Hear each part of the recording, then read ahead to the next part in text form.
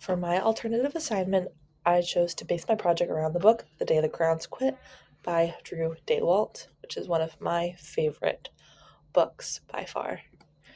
So, my initial thought process, I had many different ideas floating around.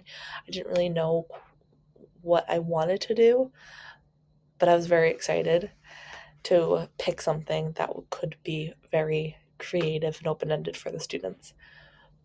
But originally, I was planning on doing some sort of diorama.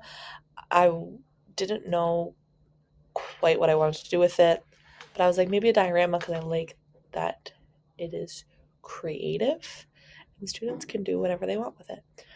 But when I was looking for a book to build one off of, I came across the book The Day the Crayons Quit. I came up with a whole new idea.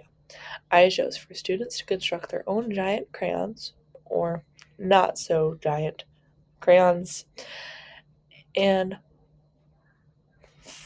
would have them write a letter to Duncan, who is the little boy in the book, from the perspective of the color crayon they chose, with the question, why would you quit if you were a crayon?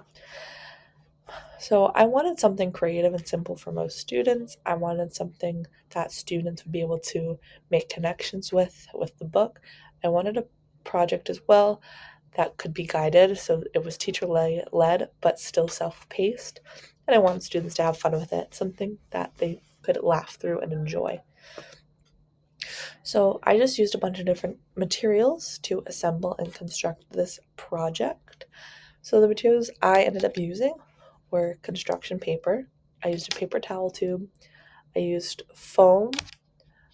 You need a black marker and a crayon, pipe cleaners, googly eyes, and white paper. Some of this is optional, like you don't need it, but we'll get there when we go through my creative process. And then the color of each material will be based off of what color crayon they want to write about, which they would choose before we start building our crayon. So our creative process, step one would be to draw two thick black lines on the either end of the paper. I chose to do the classic Crayola looking crayon, but they could do anything that they wanted to do. This would just be a little detail part of their crayon. Step two would be to wrap the construction paper around the paper towel tube and glue it.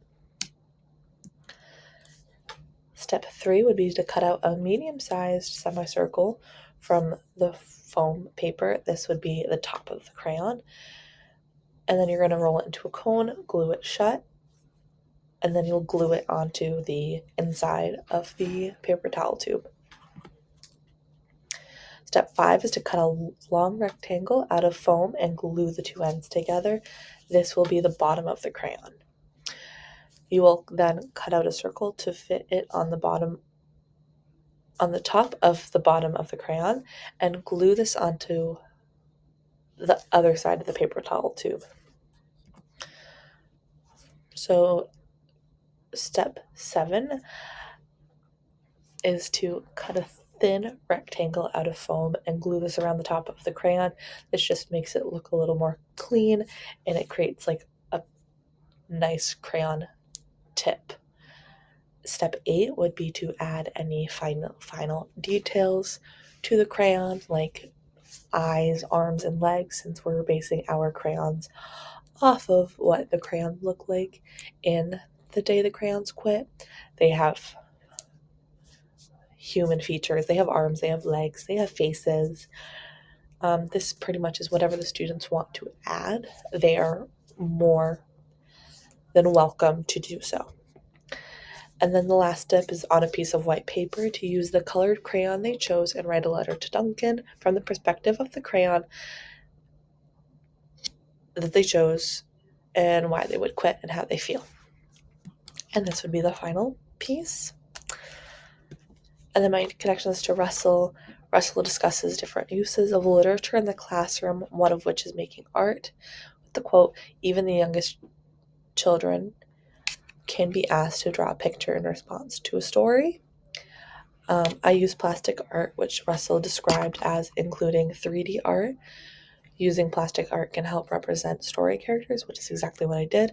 And Russell states how students can learn a lot about a character through the text, which is very accurate to this picture book. This is part of the reason why I chose for students to write their own letters to understand the crayon better. And that is all. Thank you.